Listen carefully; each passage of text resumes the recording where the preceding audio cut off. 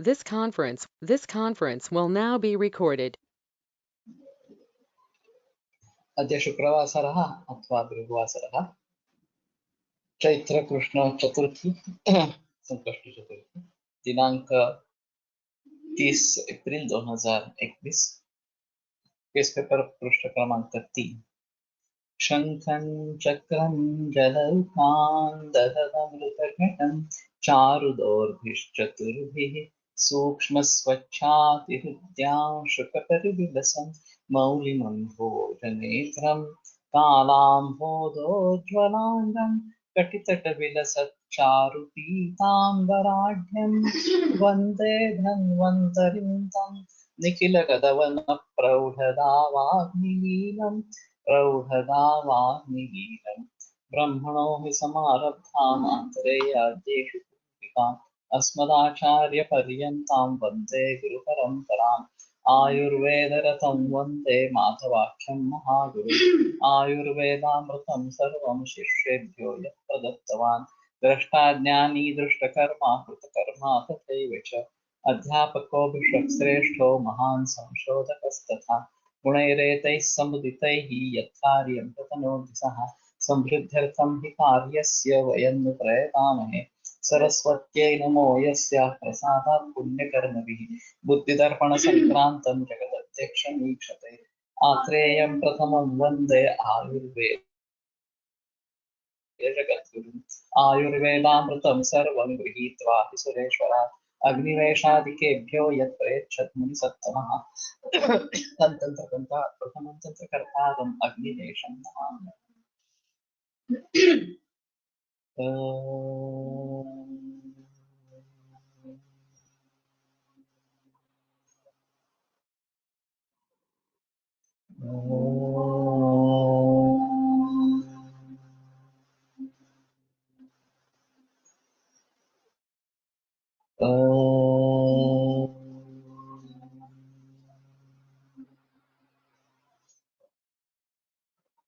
ओम शांति शांति शांति।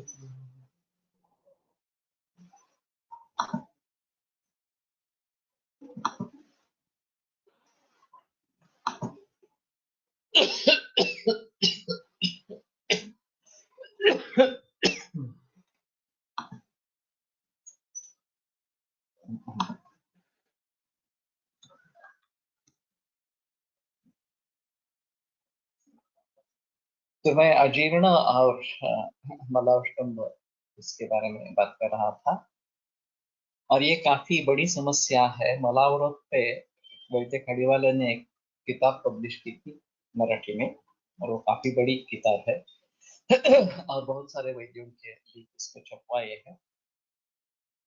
उनमें कोलटकर सर का एक लेख है कि एक किसी मरीज को इसी प्रकार की तकलीफ थी, मलावष्टम्भ की तकलीफ थी और उसको पसीना बिल्कुल नहीं आता था तो कोलटकर सर ने उसको त्रिभुवन कीर्ति दे दी, दिन में 3 बार एक गोली लेने के लिए और उससे स्वेदक प्रवर्तन भी प्रारंभ हुआ और कॉन्स्टिपेशन की तकलीफ भी दूर। चरक स्वेदाध्याय पहले सूत्र में ही ये मातृमूत्र रेतांसी न सज्जन्ति कथंचन इस प्रकार का बताया गया है कि अगर स्वेदन अच्छे तरीके से होता है पुरुष मूत्र रेतांसी न सज्जन्ति कथंचन इस प्रकार का वर्णन आया है। तो ये अजीब इस प्रकार की बात है, लेकिन एक सर के जो कुछ अनूठे केस है इसमें से एक केस है कि त्रिभुवन कीर्ति देखकर मलावष्टम्भ दूर हो गया इस प्रकार स्वेदना नहीं होता उसमें। चला पुरुष मूत्र रेतस हे बाहेर पडतात तो ठीक है अभी मूत्र प्रवर्तन के तरफ हाँ तो मूत्र प्रवर्तन दिन में कितनी बार होता है, रात में कितनी बार होता है, उसका रंग कैसा रहता है। खर ऐसे जो दिखाई देती है मूत्र शर्करा उस प्रकार के होती है क्या, धातु उसमें से आता है क्या, शुक्र या रक्त इस प्रकार से गर्म होती है क्या, और कुछ तकलीफ है क्या, कृत्यपि अकृत्य संज्ञता ये काफी कॉमनली देखा जाता है। और वैसे देखा जाए तो मान कितना है दिन में और रात में ये एक अहम मुद्दा इस प्रकार से रहता है। और खास करके पानी ज्यादा पी रहे हैं या फिर प्रमेह जैसी शिकायत है तो इसमें ध्यान देना जरूरी है। और मूत्र पृच्छ अगर है उसमें कष्ट से प्रवर्तन होता है, सदाह इस प्रकार से होता है, तो मूत्र पृच्छ मूत्राघात इस प्रकार के निदान हमारे हो सकते हैं। अब ये स्ट्रिक्चर यूरेथ्रा ये भी एक बड़ी समस्या पाई जाती है कुछ लोगों में। और फिर आगे उसमें कैथेटराइजेशन करते रहना पड़ता है। तो ये हर रोज हफ्ते में एक बार, हफ्ते में 2 बार इस प्रकार सा दिखता है। तो वहां पे मैंने अवपीड़क स्नेहपान का अच्छा प्रयोग किया है। और उससे बहुत अच्छा रिजल्ट मिल जाता है कि कैथेटराइजेशन करना बंद हो जाता है इस प्रकार से। तो ये वात के जो वजह से होता है ये एक अहम मुद्दा इसमें है। तो इस प्रकार से मूत्र के संदर्भ में और पानी कितना पी रहे हैं ये भी एक बार देखना है। काम का स्वरूप क्या है ये भी एक बार देखना है। अगर स्वेद प्रवर्तन ज्यादा होता है तो मूत्र प्रवर्तन कम इस प्रकार का भी रहेगा। और उसमें शुक्र निकलना, मूत्र शुक्र इस प्रकार की बात, या रक्त निकलना। तो अगर रक्त निकलता है तो उसमें 2-3 संभावनाएं रहती है। अगर उसके साथ में जलन होती है या शूल होता है तो फिर अश्मरी की आशंका ले सकते हैं, उसमें भी खून आता है। लेकिन अगर पेनलेस हिमैचुरिया इस प्रकार की परिस्थिति है तो ये एक गंभीर लक्षण है कि केवल खून निकलना उसके साथ में स्नेहपूर्वक प्रयुक्तेन स्वेदेन अविचित्ते यानी असे आहे म्हणून स्वेदन पूर्वक असे स्वेदन अपेक्षित है कि केवल स्वेदन करें। उसमें संदेह लेने की कोई बात नहीं है। कोलोडकर सर की केस है, मेरी भी केस नहीं है और रिजल्ट्स मिले हैं। शायद सर ने कुछ और तरीके से सोचा होगा या स्नेहन का दूसरे तरीके से कुछ प्रयोग किया होगा, मालूम नहीं है। लेकिन न सज्जनते कथंचन ये जो बताया गया है उसका फायदा उनको मिला था। आप अवपेड़क में घृत कब देते हैं? रात को खाना खाने से पहले अल्प मात्रा में 20 ml वगैरह इतना, और सुबह खाने का पचन हो जाने के बाद सुबह बड़ी मात्रा में, ऐसा लिखा गया है तो 80 ml तक देते हैं। और फिर जब भूख लगती है तब खाना खाना है इस प्रकार से होता है। और ये शमन स्नेह काम के लिए हम कर रहे हैं, शोधन के लिए नहीं कर रहे। तो एक 4 दिन देते हैं, 3 दिन रुकते हैं,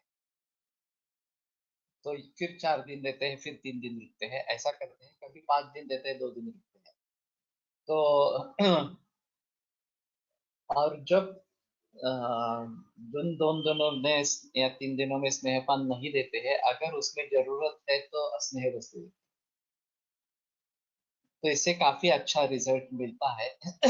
वास्तव में ये आया है मूत्र वेगावरोधजन्य वास्तव के लिए या उदावरत के लिए, लेकिन निरुद्ध इसमें स्ट्रिक्चर रचना में बहुत अच्छा काम करता है। ये मेरे काफी मरीजों का अनुभव इस प्रकार। तो रक्त अगर आ रहा है और पेनलेस हिमैचुरिया है तो ये गंभीर लक्षण है और ज्यादातर आरसीसी होने का खतरा होता है, रिनल सेल कार्सिनोमा। और नहीं तो ब्लैडर कैंसर भी होने का खतरा इस प्रकार का रहता है। लेकिन ब्लैडर कैंसर होता है तो मूत्र पृच्छ की शिकायत भी उसके साथ में रहती है। अगर रिनल सेल कार्सिनोमा है तो मूत्र पृच्छ की शिकायत नहीं देखी जाती। तो इसमें कम से कम सोनोग्राफी करवाना जरूरी है। आइदर किडनी में हो या फिर ब्लैडर में हो, सोनोग्राफी से पता चल जाता है। फिर अगर संदेह है तो यूरिन साइटोलॉजी अभी भारत में होती है, पहले भारत में होती नहीं थी। मैं वियना गया था और वहाँ एक तो एलोपैथी के डॉक्टर से, नेफ्रोलॉजिस्ट से पाला पड़ा। तो वो बता रही थी कि वो यूरिन साइटोलॉजी के आधार पर ही ज्यादातर निदान करते हैं, अभी ये सीटी स्कैन वगैरह करवाने की जरूरत नहीं है, ऐसा उसका कहना। तो मुझे आश्चर्य लगा। लेकिन पुणे में अभी गोविलकर लैब में एक करते हैं यूरिन साइटोलॉजी। तो मैं बहुत लोगों को सुझाव देता हूँ, अगर किडनी का कैंसर है या ब्लैडर का कैंसर है इस प्रकार से, तो ये एक बात हो सकती है। और फिर किडनी के संबंध में कोई और विकार हो, जैसे कि ये पॉलीसिस्टिक किडनी डिसीज, ये एक अजीब है, और उसमें लक्षण जो पाया जाता है वो हाइपरटेंशन पाया जाता है। और हाइपरटेंशन का कारण ढूंढने के लिए अगर सोनोग्राफी की तो पता चलता है कि बहुत सारी किडनी व्याप्त हो गई है किडनी सिस्ट से इस प्रकार से, या बड़े बड़े किडनी स्टोन्स होते हैं, साइलेंट होते हैं, और वो व्याप्त कर देते हैं किडनी को, और फिर हाइपरटेंशन होता है। तो इन सभी के बारे में सोचना काफी मुश्किल किस प्रकार का होता है। और कितने बीपी वाले मरीज में हम सोनोग्राफी करवाते हैं इस हिसाब से, ये अजीब थोड़ा सा रहेगा। लेकिन इसमें ऐसा है कि इसका हम डायग्नोसिस क्या करेंगे? पेशेंट को लक्षण कुछ भी नहीं होते किडनी के संबंध में,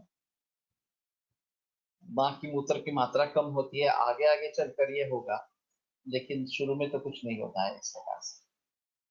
और जैसे लिवर की हाइपरट्रॉफी हो सकती है, कॉम्पेंसेटरी हाइपरट्रॉफी, इस प्रकार से किडनी में नहीं दिखती। जितना किडनी का पोर्शन चला जाता है, व्याप्त हो जाता है, वो बेकार हो जाता है इस प्रकार से। उत्तर उत्तर बस्ती का प्लान कैसे करें? तुम एक बार सोहन पाठक से बात करो औरंगाबाद में, तो उसमें उत्तर बस्ती काफी दिए है, तो खास करके स्ट्रक्चर यूरिया में मैंने सबूत नहीं दिए हैं। मैंने यूरिनरी ब्लैडर के कैंसर में दिए हैं, लेकिन स्ट्रक्चर यूरेथ्रा में नहीं दिए हैं। तो सोहन पाठक से बात करो, वो बता सकेगा। तो कहने का तात्पर्य अर्थ ये है, ये सिस फॉर्मेशन क्या है, और ये इस प्रकार से स्टोन फॉर्मेशन क्या है, साइलेंट स्टोन जो किडनी में होते हैं।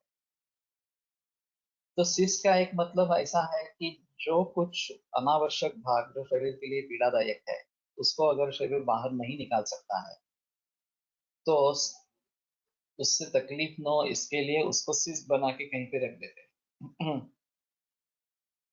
तो ये सिस कहीं भी बनते हैं, इस प्रकार से किडनी में बनते हैं, ओवरीज में बनते हैं, जो पॉलिसिस्टिक ओवेरियन डिसीज इसमें का लिवर में बनते हैं इस प्रकार से, और कभी कभी पैंक्रियाज में भी बनते हैं। तो ये कहाँ बनेंगे और साइलेंट रहेंगे, ये सबसे अहम मुद्दा है। तो कहने का तात्पर्य अर्थ ये है कि जो धातुओं में परिवर्तित हो रहे हैं, रस धातु से लेकर पूरे सभी धातुओं का जो निर्माण हो रहा है, उसमें ऐसे कुछ अंश निर्माण हो रहे हैं जिसको शरीर बाहर नहीं फेंक सकता, और वो वैसे ही रहने से पीड़ादायक होंगे, तो उसका ऊपर एक आवरण बना के उसको रख देना। फिर भी इसकी भी ग्रोथ हो सकती है, ये भी एक अलग चीज इस प्रकार की। तो इसके लिए चाहिए कि नैसर्गिक का ही प्रयोग करें, और इस प्रकार की वेस्ट मटेरियल न बने जिसका पचन शरीर में नहीं हो सके, तो उसको टालना जरूरी है। फिर भी जो हुआ है उसको क्या करेंगे, ये एक अजीब इस प्रकार का माहौल है। और पार्शियल नेक्रोपेक्टमी की जाती है, अगर बहुत ही वो खराब हो गया है वो भाग, तो उतना भाग निकाल देते हैं नेक्रोपेक्टमी करके। लेकिन ये भी मूल इलाज नहीं है उसका। सिस बनने की प्रोसेस बंद हो जाए, यही मूल इलाज है। और वो धातुक्रम सुधरने से होगा, और धातुक्रम तब सुधरेगा जब नैसर्गिक करने लगे। तो ये काफी लंबी प्रोसेस इसको करनी हो जाती है। और केवल हाइपरटेंशन के लिए मरीज आया है और हमारा निदान पॉलिसिस्टिक किडनी डिसीज इस प्रकार का है, ये भी मुश्किल होता है समझना। तो ज्यादातर एलोपैथी में निदान हो जाता है, वही डॉक्टर सुझाव देता है इसके ये करने के लिए, सोनोग्राफी करने के लिए, और फिर ये बात पता चलती है। और किडनी का हमारे हिसाब में जो मेदोह स्रोतस का मूल स्थान है, उसके बारे में हम कैसे सोचे, और प्रमेय वगैरह की संप्राप्ति में इसके बारे में कैसे सोचे, ये एक अहम मुद्दा इस प्रकार का रहेगा। ये केसेस रेयर है, ज्यादा नहीं दिखते, फिर भी होते हैं इस प्रकार से। और फिर इसके बारे में सोचना है। ज्यादातर आगे जब किडनी फेल्योर हो जाता है तब लोग आ जाते हैं। पॉलिसिस्टिक किडनी डिसीज होने के बाद बहुत वर्षों के बाद किडनी फेलियर इस प्रकार का हो जाता है, तो किडनी फेलियर के लिए आते हैं। और ये इसको रिवर्ट करना काफी मुश्किल है। डायबिटीज के जरिए किडनी फेलियर है या नेफ्रोपैथी है, तो वो रिवर्स करना थोड़ा आसान है।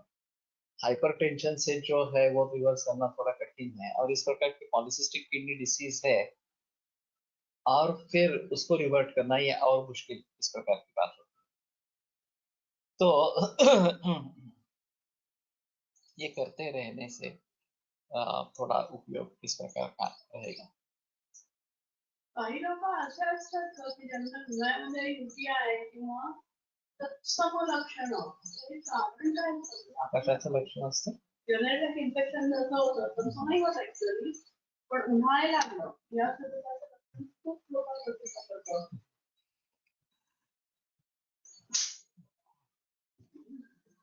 इसमें ऐसा है, बार बार यूटीआई होने वाले पेशेंट्स दिखते हैं। हाँ, और ये काफी मुश्किल इस प्रकार का होता है। और एलोपैथी में बार बार एंटीबायोटिक्स देते रहते हैं, कल्चर सेंसिटिविटी करते हैं, जो तात्कालिक उपाय होता है, लेकिन पूरी तरीके से मिट नहीं रहता। तो इसमें जो सोचना है वो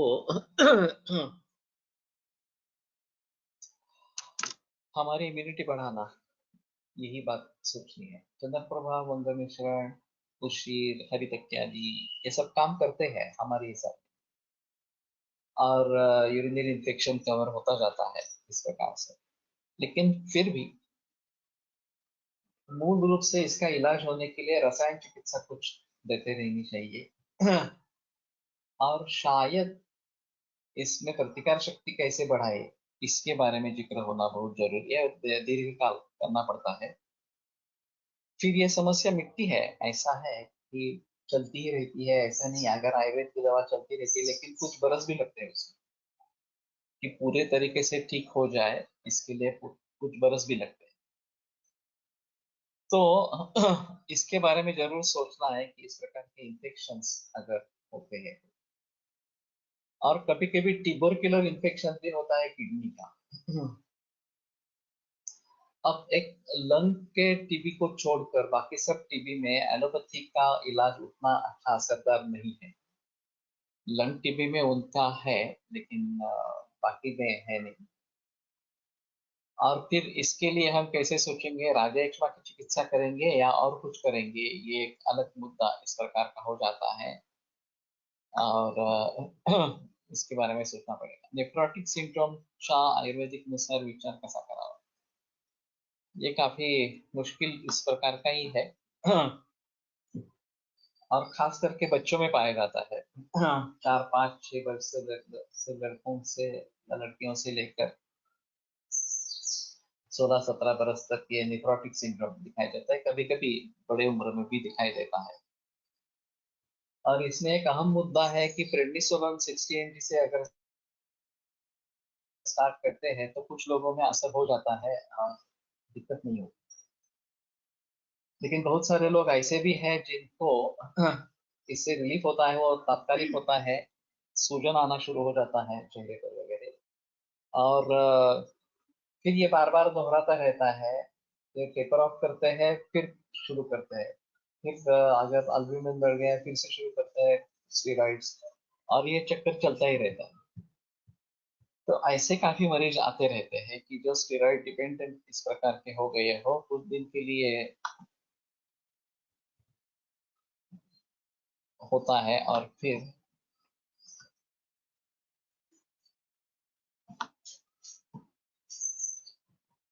for avopeda sneha sama nirama avasthan thing to be taken into consideration. ये तो होता ही है वो सभी के लिए। सबसे आम मुद्दा जब भी कोई आयुर्वेदिक चिकित्सा करना चाहे तो सामावस्था निरामावस्था सभी मरीजों में देखनी ही है। ऐसा मत सोचना कि मैंने अवपीड़क स्नेह दिया तो सभी अवपीड़क स्नेह करते ही रहे। इस प्रकार से अवस्था देखकर करो, ये सबसे आम है। एका स्ट्रेक्चर युरेथ्रा मध्ये युरेथ्रोप्लास्टी केली होती। एक वर्षाने पुन्हा मूत्रपृष्ठ उत्पन्न झाले। 6 महिने युरोलॉजिस्टने ट्रीट केले, उपशय मिळत नाही म्हणून पुन्हा प्लास्टी करण्याचा सल्ला दिला होता। या रुग्णात अमृतादी तेलाने शिस्न पूरण 4-6 थेंब सुरू केल्यावर मूत्रातून पांढरा साका बाहेर जाऊ लागला। 2-3 दिवसातून एकदा। तसतसे मूत्र धार मोकळी होत गेली। 2 महिन्यांनी हा साका जाणे पण बंद झाले व धार ही सुष्ट होती। चिकित्सा बंद करून 3 महीने झाले, पूर्ण उपशय है। अच्छी केस है। ये अमृतादि तेल के बारे में कैसे सोचा? तो इसमें स्नेहन की जरूरत है और यूरेथ्रोप्लास्टी ये प्लास्टिक सर्जरी है और ये जो नया इस प्रकार से बनाते हैं, शरीर के ही हिस्सा लेकर बनाते हैं, फिर भी उसको शिक्षित होने में समय लग सकता है और तब तक ये हरितक कैदी रेफरेंस हरितक की मूत्रकुश अधिकार में आया है। हरितक कैदी शारंगर में आए हैं। हरितक की गोक्षुर आरग्वद पाषाण भेद और धमासा ऐसा योग है वो पात्र ग्रंथ का। और मामा जोशी बहुत प्रयोग करते थे ससुन अस्पताल में मूत्राशमरी के लिए।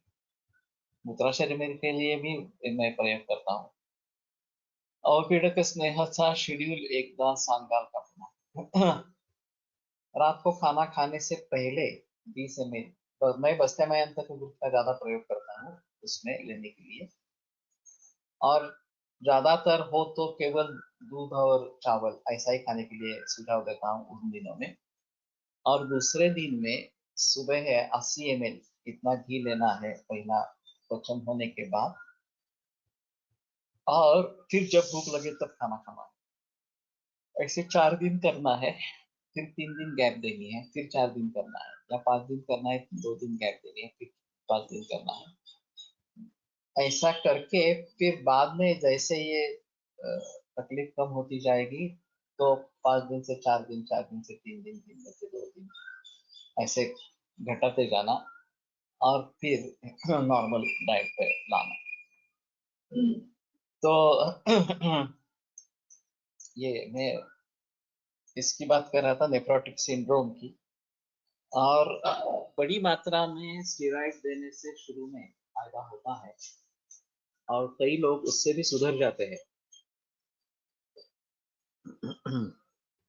जैसे अभी हार्मोनल इंसफिशियंसी के बारे में परीक्षण करते हैं B3 और B4, वैसे सीरम कॉर्टिजोल के बारे में परीक्षण करवाना। इसमें अगर हमारे पास मरीज पहले आता है, ज्यादातर मरीज आते हैं वो स्टेरॉइड्स लेके ही आते हैं, शुरू में ही अगर हमारे पास नेफ्रोटिक सिंड्रोम का मरीज आया तो इसमें स्टेरॉइड्स की कमी है क्या, ये एक बार परीक्षण कराएंगे सीरम कॉर्टिजोल पे।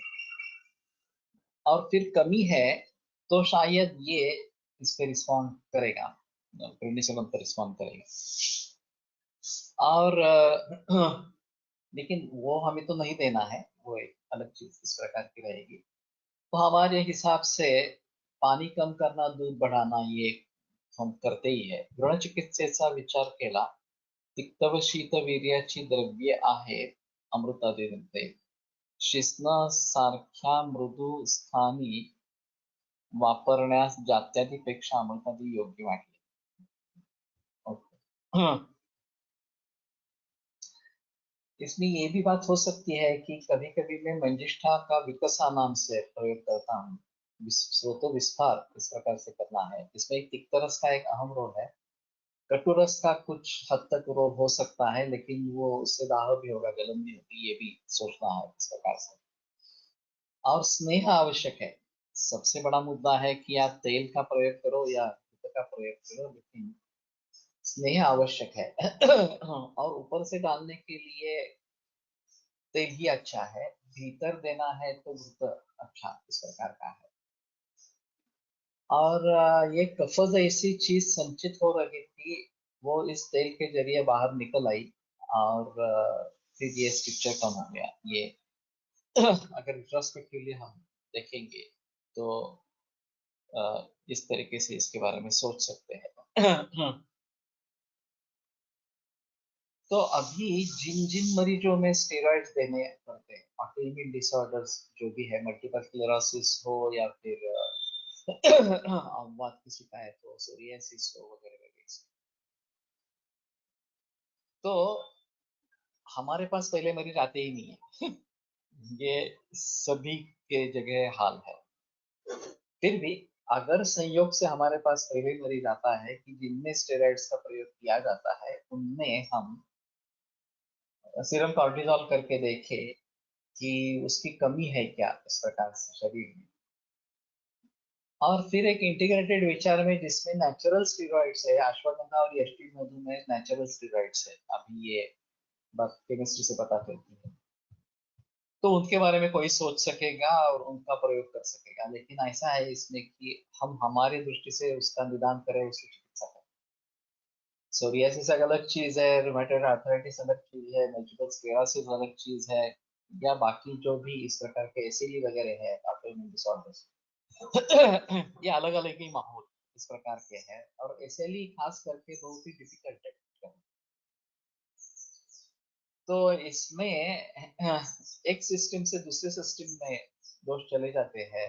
कभी स्टमक श्वास की शिकायत होती है, कभी संधियों के स्वाद की शिकायत होती है, कहीं ब्लीडिंग होने लगता है. तो ये काफी मुश्किल इस प्रकार का. तो जिन्होंने एसएलई की ट्रीटमेंट की हो, उनको उसके बारे में पता चलेगा कि ये कितना डिफिकल्ट इस प्रकार का. तो कहने का तात्पर्य अर्थ है कि जैसे अभी विटामिन बी 12 की डिफिशियंसी है, डी3 की डिफिशियंसी है, ऐसा समझकर वो देना चाहते हैं ऊपर से. उसमें भी मूल कारणों में जाने का कोई प्रयास नहीं बता रहे. इस अच्छे दे दो विटामिन डी3 का या बी 12 का कुछ इंजेक्शन या गोलियां दे दो, इस प्रकार से करते हैं. हमारे हिसाब में ये सब देसी गाय का दूध कम होने से या जर्सी गाय का प्रचलन में आने से हुआ है. तो उसके बारे में सोचना है. लेकिन डिफिशियंसी के बारे में अगर निदान होगा तो एक तसल्ली हो सकती है कि डायरेक्ट मेडिसिन देने के बजाय उसके बारे में अलग इस तरीके से सोच सकते हैं. उसका जिनमें ये द्रव्य है उनको देने के बारे में सोच सकते हैं. जैसे कि देसी गाय का दूध वगैरह इस प्रकार, तो हमारे हिसाब में रसायन लग रही. तो नेफ्रोटिक सिंड्रोम काफी मुश्किल इस प्रकार का रहता है. और मेरे पास भी मरीज है, वो इस प्रकार से हम चिकित्सा देते रहते हैं. और खास करके दूषी विषारी या बिलवादी गुटिका वगैरह, क्योंकि स्टेरॉइड्स के साइड इफेक्ट्स होते हैं. पहले सूजन आती है खून पे, वो नेफ्रोटिक सिंड्रोम की वजह से. इसका हमारा निदान आजीर्ण भी हो सकता है, या मृदभक्षण गिरने पांडु, ये भी निदान हो सकता है इस प्रकार से. और बाद में स्टेरॉइड देने के बाद में फिर से सूजन आने लगती है, वो स्टेरॉइड का साइड इफेक्ट इस प्रकार का, का साइड. और फिर उसकी मात्रा को घटाते जाते हैं, लेकिन जैसे ही पूरा बंद कर दिया तो फिर से आना शुरू हो जाता है. तो इसका मतलब ये है कि मूल रूप से उसे सुधार होना जरूरी है. और एलोपैथी की दृष्टि से तो ये नहीं होगा। वो कुछ लोगों में केवल प्रेडनिसोलोन देने से फायदा मिलता है और मरीज सुधर जाते हैं, उनसे वो संतुष्ट है। जिनमें नहीं होता है उनको, उनमें क्या करें ये सोचते भी नहीं है, देते रहते इस प्रकार। तो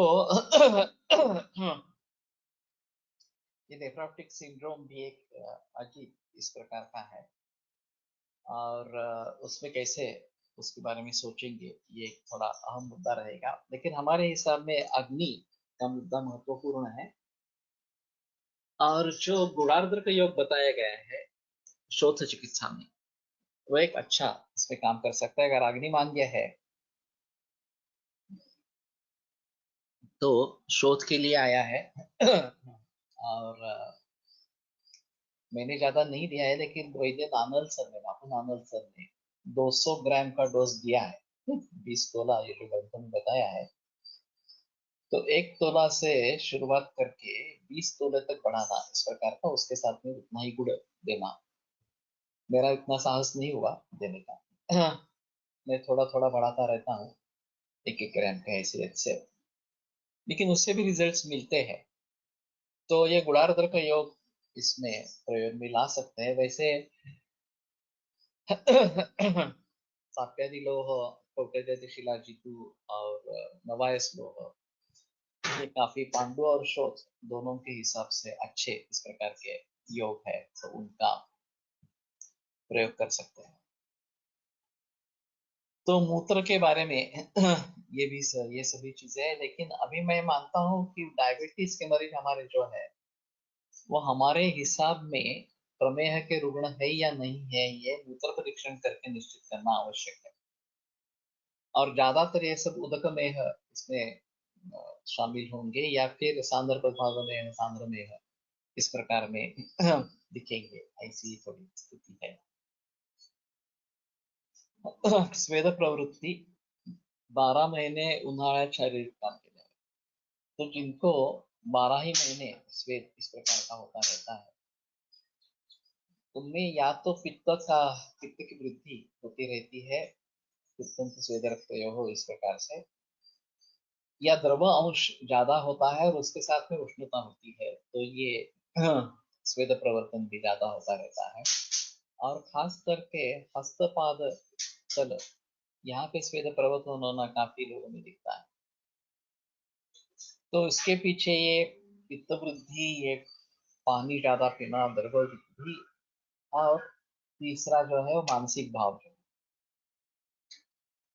कि उत्कंठा से लेकर भय वगैरह बहुत सारे मानसिक भाव हैं जिसके जरिए ये स्वेद प्रवर्तन होता है। और वैसे वो व्यान वायु से जुड़ा है इन रुग्णों में, तो थोड़ा उसके बारे में सोचना, गंभीरता से सोचना जरूरी इस प्रकार का है।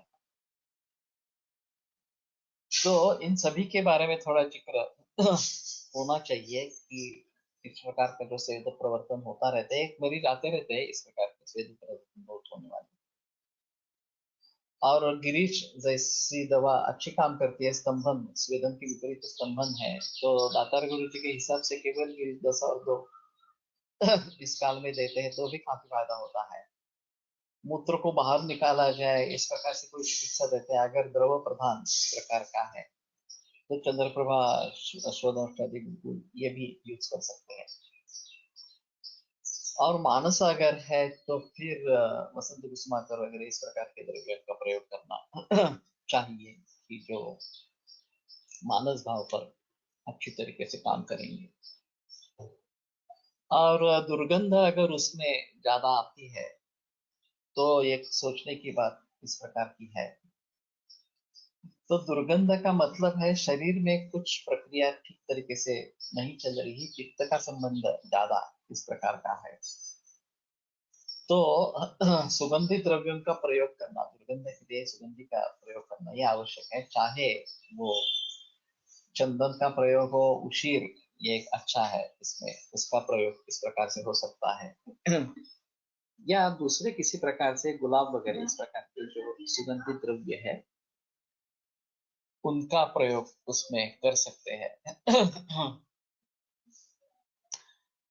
अभी कपड़े पे उसके दाग होते हैं या नहीं होते हैं, ये ग्रंथों में तो साक्षात निर्देश नहीं है, लेकिन एक ओरटकर सर से प्रचलन में आ रहा।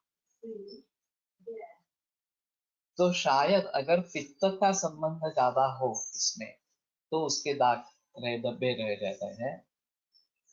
तो पित्त शामक चिकित्सा करनी जरूरी है, और विसर्गंध से पित्त बढ़ा है ये देखकर सुगंधी शीत द्रव्य का प्रयोग करना है जो पित्त को कम करेंगे, तो ये इसमें फायदा इस प्रकार का हो। और अभी एसी का एक मुद्दा इसमें अहम है कि अगर एसी में काम करते हैं तो पसीना आता ही नहीं है, पसीना आने की स्थिति होने के बावजूद, तो उसके बारे में पूछना है कम से कम। और मैंने नानल सर की केस बताई थी कि एयर कंडीशन रूम में घर में रहता था, एयर कंडीशन ऑफिस का, कार भी एयर कंडीशन, तो सिर्फ एक एयर कंडीशन से दूसरे एयर कंडीशन में जाता था, और उसको शिकायत थी आमवाद की। तो नानल ने ये सब बंद करवाया और स्वेदन दिया, तो फिर उसमें काफी रिलीफ इस प्रकार का आ गया। तो अभी इसके बारे में सोचना है। जिम्स एयर कंडीशन होते हैं वो गलत है, ऐसा WHO का अभी कहना है।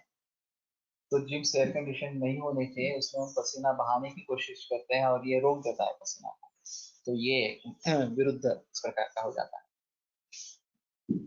तो पसीना अगर शरीर से निकल जाता है तो दो तरीके के फायदे होते हैं। एक, मल शुद्धि हो जाती है, ये एक अहम मुद्दा इस प्रकार का है, और शरीर का तापमान कम होता है, ये दूसरा मुद्दा है। जैसे पानी मटके से बाहर आता है तो मटका ठंडा हो जाता है, मटके वाला पानी ठंडा हो जाता है, उसी प्रकार से पसीना अगर निकल जाता है तो शरीर ठंड बनता है जाता है। तो अगर उष्णता ज्यादा है तो इस प्रकार के बारे में सोच सकते हैं, लेकिन वैसे व्यायाम उष्ण है, ये समझ लेना चाहिए। स्वेद प्रवृत्ती होत नसेल तर कोणत्या औषधी द्रव्यांचा विचार करावा। एक्चुअली स्वेदन के लिए काफी दवाइयाँ बताई गई। स्वेदोपग वर्ग है अलगता से इस प्रकार से। उष्णवीर्य द्रव्य जो है वो सभी स्वेद प्रवृत्ति के लिए उपयुक्त इस प्रकार की है। स्वेद दुर्गंधीमध्ये गुलकंदाचा उपयोग होईल का? हो सकेगा। तो इसमें पित्त के बारे में सोचना है और दुर्गंधी पित्त के बारे में सोचना है, तो गुलकंद का प्रयोग हो सकता है, उसमें कोई संदेह नहीं है। रोज वाटर का भी प्रयोग हो सकता है, लेकिन ये अभी आता है वो सिंथेटिक है। हमें अच्छा रोज वाटर बनाना है देसी गुलाब लेके, तो वो बेहतर काम इस प्रकार का करेगा। वैसे अभी इसमें रोज शरबत भी मिलता है खास करके गर्मी के मौसम में, तो वो भी देखना चाहिए वो नेचुरल है या सिंथेटिक है। तो सिंथेटिक है तो कोई मतलब नहीं है, नेचुरल होगा तो वो जरूर फायदा करेगा इस प्रकार से। तो स्वेद प्रवृत्ति के बारे में इस प्रकार से सोचना चाहिए। और द्रव का जो नियंत्रण है, उदकः स्रोतस, स्वेदः स्रोतस, मूत्रः स्रोतस, अन्नः स्रोतस, ये सभी एक दूसरे से जुड़े इस प्रकार के हैं। केवल हस्तपाद तल स्वेद मध्ये कोणता विचार करा, मैंने बता दिया था ना कि पित्त के बारे में सोचो, द्रव ज्यादा जा रहा है क्या इसके बारे में सोचो, और मानस भावों के बारे में सोचो। तो ये तीनों का प्रयोग करोगे तो हस्तपाद तल स्वेद के बारे में अच्छा रिजल्ट पा सकते हैं इस प्रकार से। तो इन सभी का एक दूसरे से संबंध इस प्रकार का है। एक गानू सर एक श्लोक बता करते थे हठयोपनिषद कि व्यायाम जो स्वेद, इसका अगर अभ्यंग करते हैं तो गात्रों को बल प्राप्त होता है और दृढ़ता प्राप्त होती है। गुलकंदपेक्षा फक्त गुलाब योग्य ठरेल का? गुलकंद मध्ये साखर जास्त आहे, लेकिन पित्त के लिए कोई प्रॉब्लम नहीं है, इजीली अवेलेबल है। इसलिए मैंने विदेशों में रक्त प्रदर के लिए गुलाब के फूलों का हिमो बताया है और उससे काफी फायदा हुआ है। अब वहां परिस्थिति ऐसी है कि आपके पास कोई भी मेडिसिन नहीं है और वहां जो उपलब्ध होगा उसके आधार पर चिकित्सा करनी पड़ेगी, तो ये थोड़ा ढूंढना पड़ता है कि इसमें क्या दे सकते हैं। तो देसी गुलाब तो विदेशों में नहीं है, लेकिन जो गुलाब मिलता है वो पानी में उसके पेटल्स डाल के हाथ पर रखो और सुबह वो छान कर पानी ले लो, ऐसे मैंने सुझाव दिए थे रक्तवर्धक के लिए, और उससे भी काफी राहत इस प्रकार से मिली। तो इस सभी के बारे में थोडा सोचना आहे. कपड्यांवर डाग पडतो किंवा दुर्गंधी असेल तर सामपित्त असे निदान होऊ शकते, त्यांचा पित्तपाचन जास्त होते. जैसे मैं बता रहा हूँ कि सामावस्था है निरामावस्था हर मरीज में देखते, उसमें कोई संदेह इस प्रकार का नहीं है। इसमें दूसरा एक विचार हो सकता है गंध गुण पृथ्वी महाभूत का, और इस प्रकार से गंध गुण से उद्रिक्त पित्त इस प्रकार का है, तो शायद ये पित्त के बारे में भी सोच सकेंगे और फिर तिक्त पाचन ज्यादा उपयोगी होगा। लेकिन पृथ्वी महाभूत के खिलाफ आकाश या वायु महाभूत इस प्रकार का है, लेकिन फिर भी उसमें गंध नहीं है। तो हमें गंध वाले इस प्रकार के द्रव्य चाहिए कि जो पृथ्वी महाभूत से जुड़े हैं लेकिन तिक्त रसात्मक है, शीतवीर्य है इस प्रकार से। तो उशीर या चंदन या गुलाब ये सब उस कैटेगरी में होते हैं, तो उसके बारे में सोच सकेंगे। अडुळसा भी वैसे यूज में इस्तेमाल में ला सकते हैं, पित्त रसात्मक है, पित्त रक्त शामक इस प्रकार का है। वासा कंद भी बनता है, मैंने नहीं बनाया था, लेकिन वासा के जो पुष्प आते हैं वो काफी मात्रा में आते हैं। तो मेरा मित्र अशोक परांजपे उसने ये वासा कंद बनाया था और वो लोगों को देता। तो ये भी बात हो सकता है, हमारे पुराने घर में एक वासा का बहुत बड़ा पेड़ था, अभी नहीं है, अभी इस घर में है लेकिन वो बहुत ही छोटा है। तो जब फूल आते हैं तो काफी मात्रा में फूल आते हैं, उसका कंद इस प्रकार का जैसा गुलकंद है वैसे वासा कंद बन सकता है। फक्त थंडीत हस्तपाद स्वेद होतो असे का पेशंट बद्दल आढळले, काय विचार? थोड़ा मुश्किल है कि केवल शीत ऋतु में इस प्रकार का होता है। शीत ऋतु से शीत से तो स्तंभन होना चाहिए।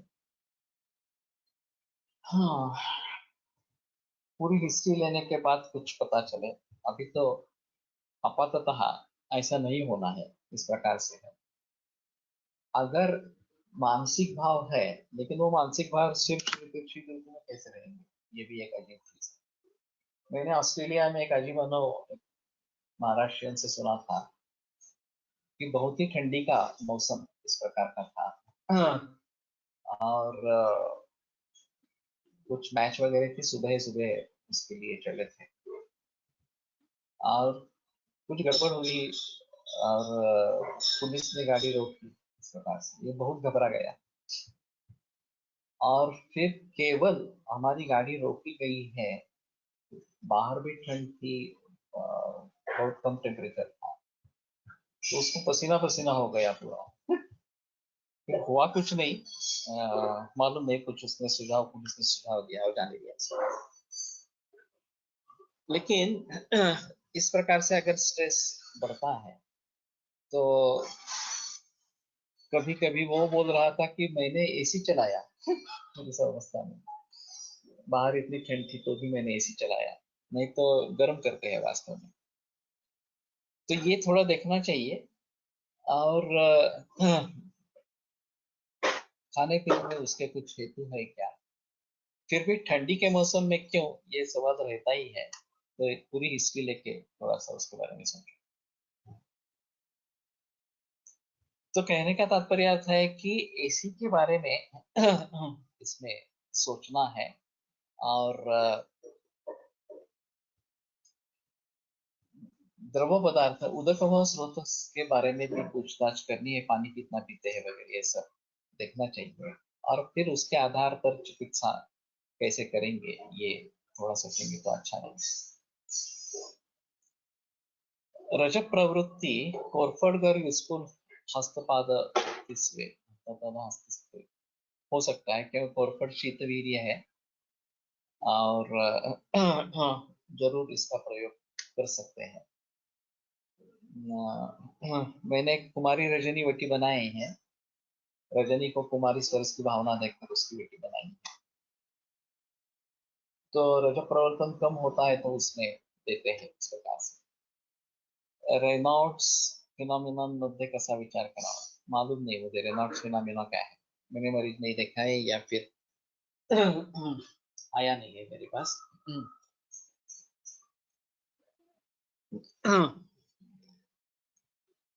तो उसके बारे में बता सकेंगे तो कुछ बता सकें। अभी जो है वो रजक प्रवृत्ति की शुरुआत कब हुई है, तो 12वें बरस से एक्चुअली शुरू होना आवश्यक है, लेकिन अभी ये कम उम्र कम होती जा रही है। 11, 10, 9, 8 इतने जल्दी ये मेनार्क शुरू हो जाता है, तो ये काफी मुश्किल इस प्रकार का है। और इतने जल्दी अगर शुरू होता है तो मेनोपॉज भी जल्दी हो जाएगा, ऐसा लोगों का कहना है। और अगर 30-35 में ही मेनोपॉज हो गया तो भी काफी दिक्कत वाली इस प्रकार की बात है, तो पूरा आयुष की मात्रा भी कम हो जाएगी। और अभी इसी के बारे में हार्मोन्स देना यही समझते हैं, उपाय समझते हैं, वो भी सब उपाय नहीं है वास्तव। तो इसके बारे में गहराई में जाकर सोचना है। और एंडोक्राइनोलॉजिस्ट जो है वो एंडोक्राइनोलॉजिस्ट की संख्या बहुत कम इस प्रकार की होती है। Calcarea carb for excessive sweating on scalp, silicea for excessive sweating on feet, hands and armpits दोघांचे अस्थिशी संबंध थोड़ा अजीब है। पार्थिव तत्व का मैंने बताया था कि गंध है तो पार्थिव तत्व के साथ जोड़ा इस प्रकार का रहेगा। और शायद इसके जरिए ये कर सकते हैं, थोड़ा सा गंध तेल का प्रयोग करके देखेंगे, ये भी मुझे मालूम नहीं है। हाँ, एक डेंटिस्ट को मैंने देखा था जिसको दंत परीक्षण कर रहा था, उम्र करीबन 35 की थी, और फिर उसने सुझाव दिया तुम बोन डेंसिटी करवा लो क्योंकि ये दांत तुम्हारे जो है ज्यादा सुषित इस प्रकार के हो रहे हैं। बोन डेंसिटी करवाई तो पता चला कि काफी डेंसिटी कम हो गई है, बोन डेंसिटी कम हो गई। अब 35 में उम्र में इस प्रकार की बोन डेंसिटी कम होना ये अच्छा साइन बिल्कुल नहीं है। तो गंध तेल नाम से ही गंध तेल है, सुगंधित द्रव्यों का काफी इस्तेमाल इसमें है। और पद्मकादिगण है, और पद्मकादिगण की खासियत है कि स्तन्यकराग्रं तीरेण पित्तम प्रीणन जीवन ब्रूहण वृषा, तो वायु और पित्त इनको बढ़ावा देने वाले स्तन्यकर है, और प्रीणन जीवन ब्रूहण वृक्ष इस प्रकार से है। Fingers become cyanosed or bluish in winter season due to low blood supply through capillary circulation in the lungs phenomenon. Okay. तो हमारे हिसाब में सोतक संकोच इस प्रकार का है, और सर्कुलेशन सुधारना जरूर इसमें रहेगा। तो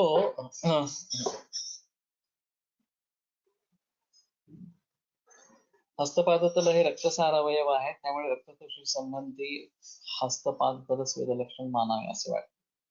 ठीक है, इसके बारे में सोच सकते हैं।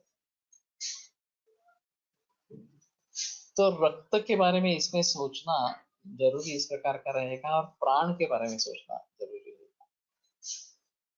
इस प्रकार के जो साइनोज होने वाला है उसका एक रुद्रोग से भी संबंध हो सकता है, ऐसा है। और फिर उसके जरिए प्राणायाम बहुत आवश्यक इस प्रकार का रहेगा। तो कपालभाति भस्त्रिका ये वास्तव में प्राणायाम नहीं है, लेकिन इसका फायदा इसमें होता है।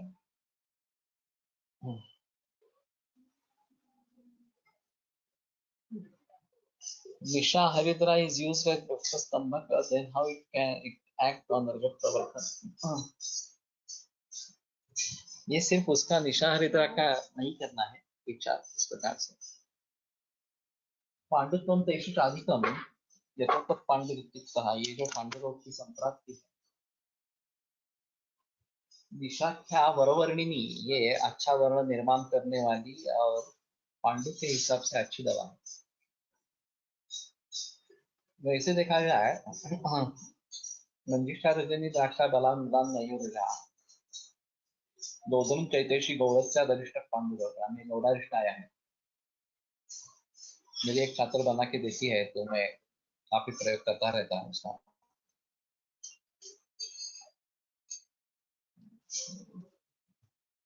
तो उसमें मैंने जो सोचा था वो हरिद्रा और कुमारी, ये कॉम्बिनेशन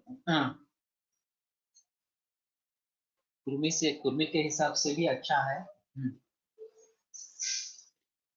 शीत इस प्रकार का है। और पांडु अगर है और उसके जरिए जगत प्रवर्तन कम है तो उसमें भी काम करता है। वैसे शीत है, रसायन है, विषनाशक है।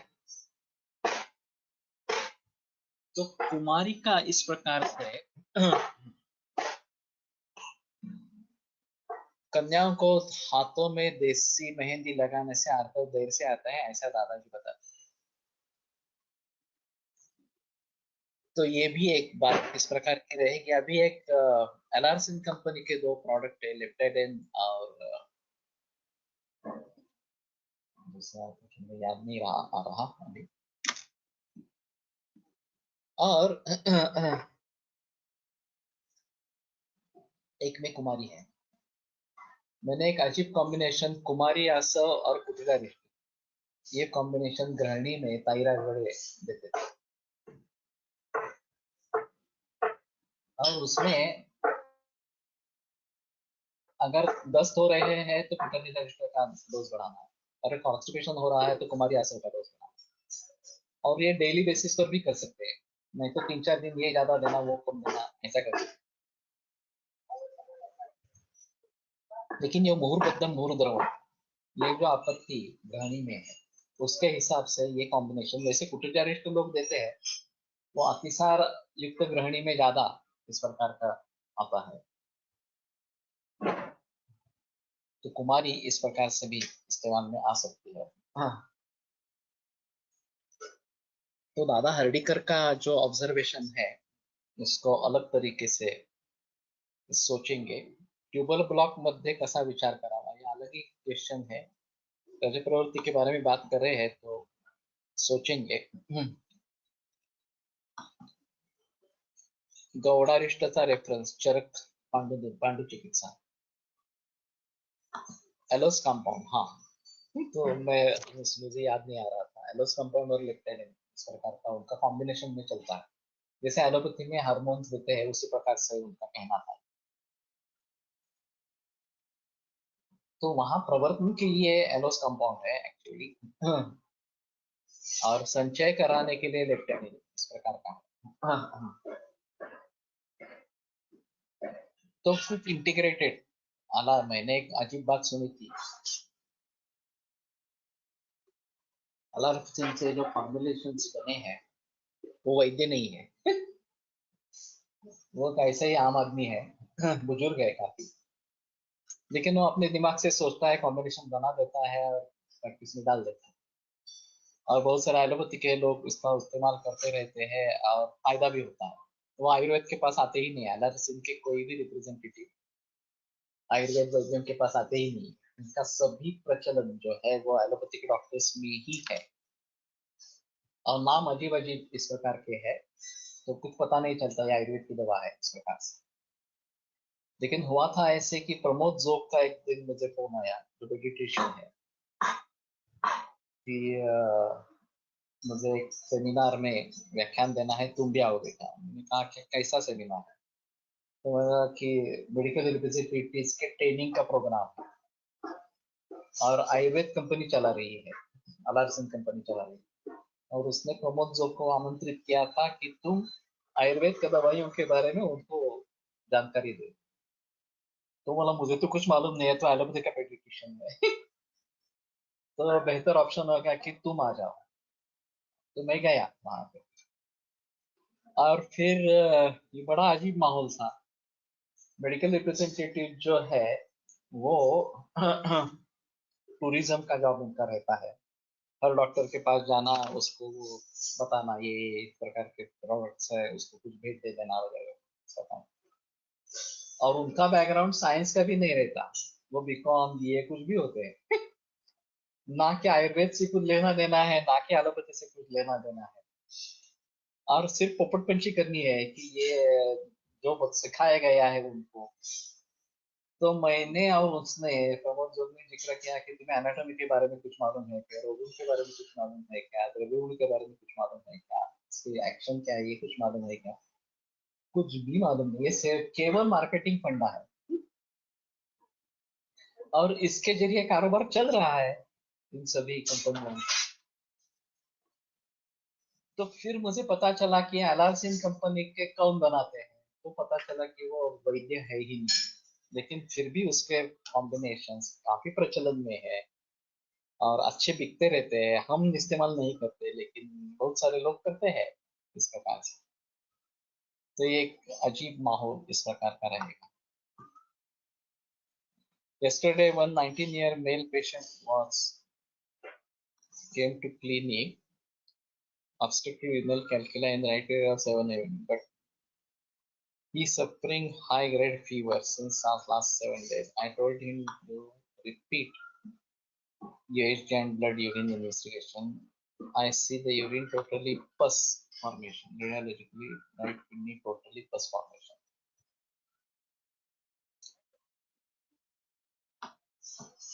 ये होता है। तो यूटीआई की ट्रीटमेंट करना जरूरी रहेगा। और मालूम नहीं उस कैलकुलस का रोल कितना है। 6-7 mm तक कैलकुलस यूरेटर से बाहर निकला था।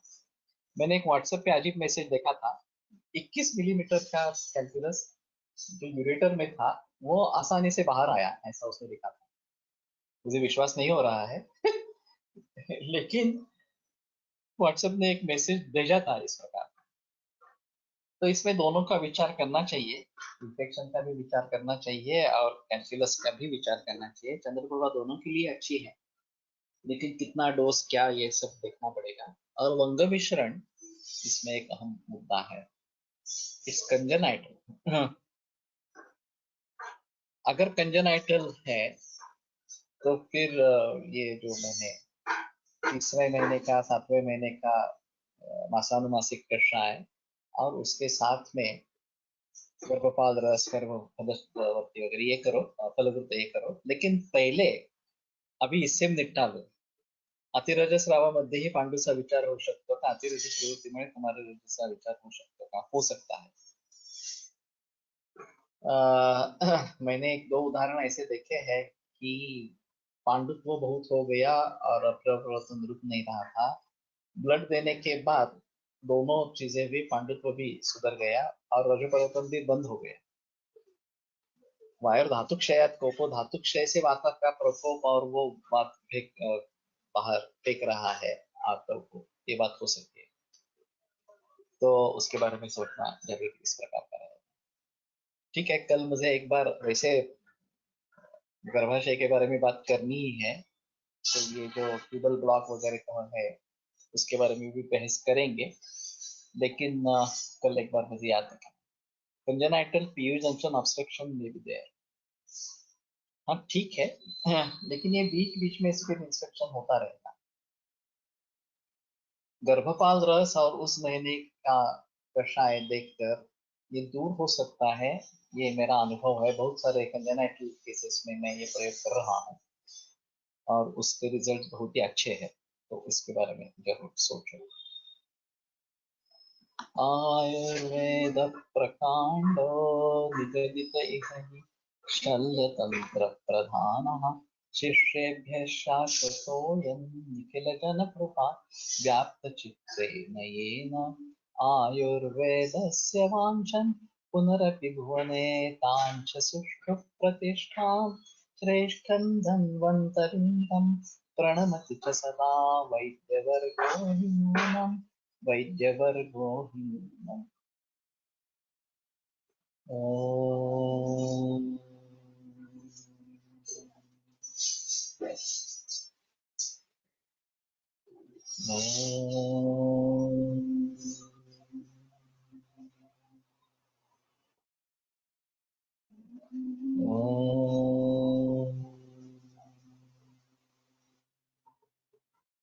ओम शांति शांति शांति।